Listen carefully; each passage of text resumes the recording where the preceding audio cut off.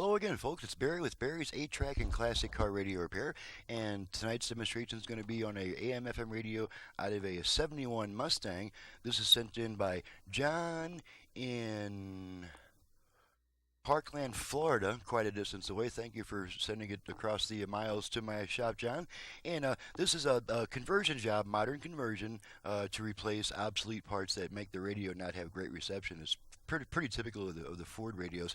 And this customer has requested the use of his original connectors, which can be done, and the only penalty is that you don't get that massive increase in output power as if you wire, two separate wires to each speaker. This is meant wired to go into a common ground speaker system.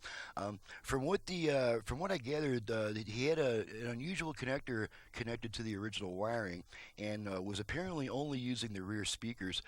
Now this now has 4 separate speaker outputs, and if he's only using 2 speakers, that's just fine, and it just won't activate the virtual fader because there won't be any front and rear speakers to fade between if he's only using 2 speakers. So I'm demonstrating the unit with all 4 speakers connected, and I'll demonstrate the front rear fader as well, just to show that it works. And but if he's only using 2 speakers, then it simply won't go into that function, and everything will work just fine. So let's go ahead and turn this puppy on. Got it set to FM, and we'll do a quick reception check.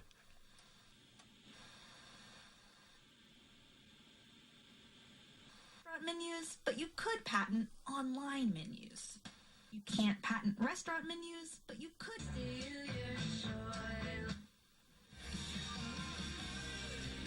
For you, it's Casting Crowns.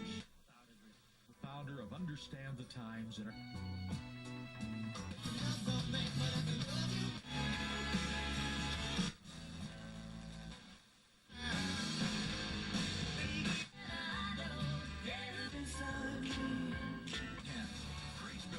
Out of control. Night and day. Every time you.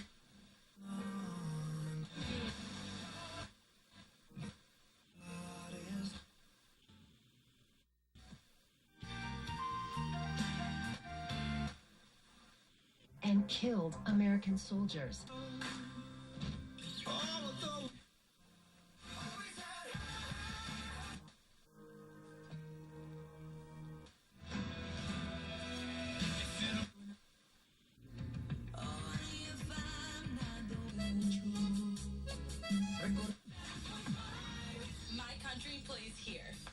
Okay, so that's about 25, 26 FM stations, pretty typical. Switch it over to AM real quick and just make sure we pick up the couple stations that I get in this area. U.S. border. Here's one. Wrong then. And then we get a stronger station towards the middle of the dial.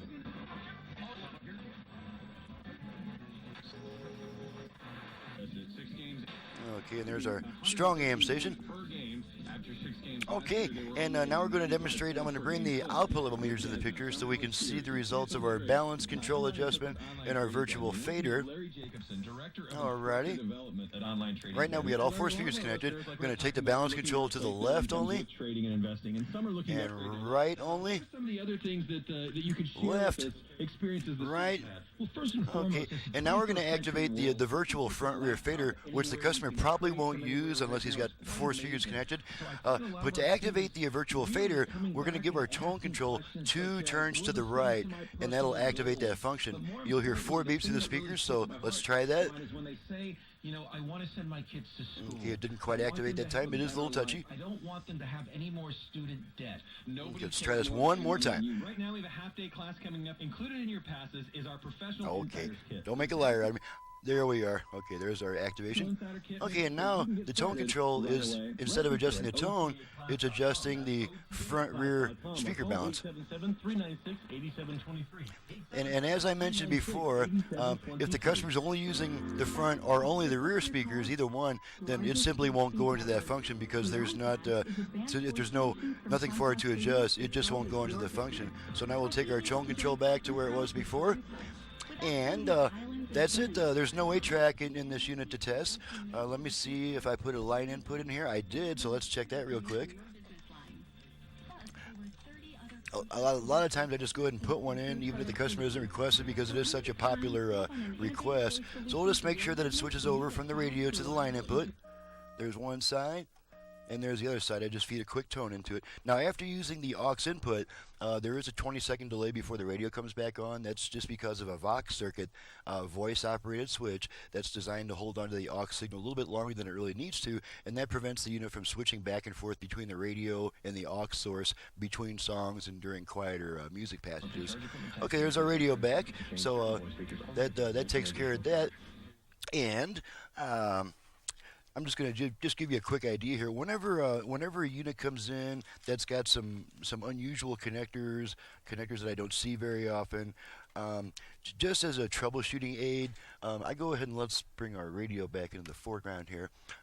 Just as a precaution and a troubleshooting aid, I sometimes go ahead and label all the wires and what they actually do, and that way, if there's a problem after the customer installs it, it's an easy process to figure out, which wires are supposed to go where and all that stuff. So, on that happy note, I'm out of here, ready to do the next video, and let's see if I can find myself.